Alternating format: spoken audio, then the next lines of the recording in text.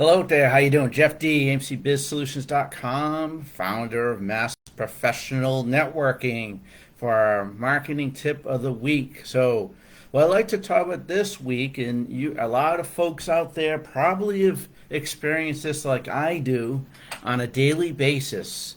You get this LinkedIn request from somebody, and you're like, do I really know this person? Sometimes, especially if it's a third level connection versus a second level connection, and you're wondering, should I connect this person or not? And my suggestion to you is to do your research on this person. So let me, quickly go over some, we'll call them gotchas, when you receive a LinkedIn request from someone. All right, so I'm going to go down a couple of tips here. First thing you want to look for is how many common connections do you have with that person. If you have a lot and people that you know, chances are that is a legitimate request for somebody to connect to you. So definitely I suggest that's a great connection for you to do. The second thing to look for is how many connections they have. Now, I just got a LinkedIn request from somebody today, somebody in California or somewhere, and I'm in Boston. And I noticed they had 3 LinkedIn connections. And I'm like, okay, why would I want to connect to this person? Number one, they're probably not connected. And the whole idea of networking is to connect to the connected, right? The second thing is this account legitimate? Is it a scam account? Is it a fake account? Was it generated by AI? So if somebody has, I would say, less than 100 connections and they don't seem legitimate, I would definitely decline that request faster than anything, because the last thing you want that person to have is access to your network to spam them, right? Now, on a kind of 2B, second way to look at it is, I always like to look at that person's accounts on other social media platforms. Are they on Facebook, Instagram? Are they on Twitter? Are they on Threads? Or, what's their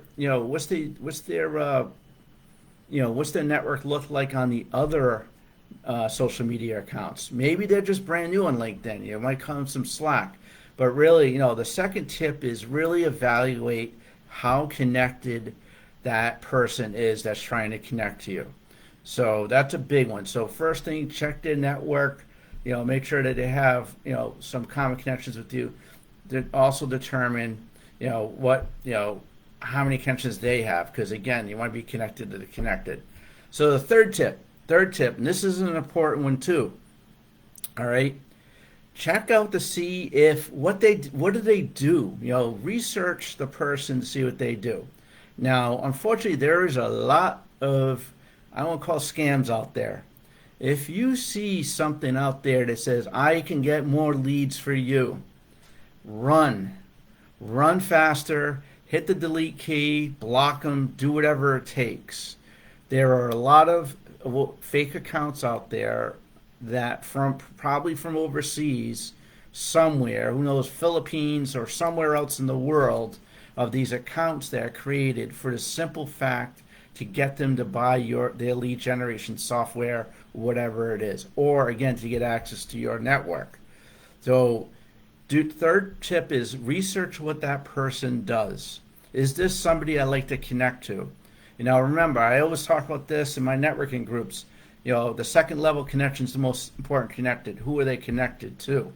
But also, what do they do? Can they legitimately help you to connect you to others? Or can they be a customer, client, whatever, to you directly?